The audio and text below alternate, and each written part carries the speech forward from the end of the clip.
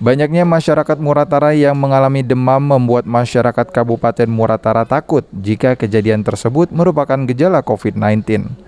Atas hal ini, Ketua Komisi 2 DPRD Muratara Hadi Subeno meminta kepada Pemkab Muratara dalam hal ini Dinas Kesehatan serius menanganinya.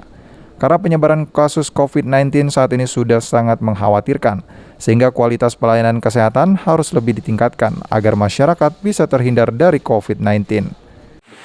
Ini kan COVID ini kian kondisinya mengkhawatirkan. Kami minta kepada pemerintah daerah, Pak Bupati dan Wakil Bupati untuk lebih serius dan tegas lagi dalam mengantisipasi supaya Muratara ini tidak terjadi hal-hal yang lebih buruk seperti di beberapa kabupaten lainnya, Kudus, Jawa dan sebagainya. Kita tahu di dusun-dusun itu sudah banyak yang demam, ya.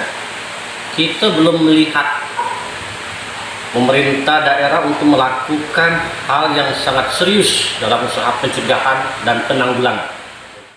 Hadi menekankan agar semua instansi terkait dapat bekerja profesional dalam menangani kasus COVID-19 di Kabupaten Muratara, agar anggaran yang tersedia bisa berjalan dengan maksimal dan tepat sasaran. Adi Arianza, PAL TV.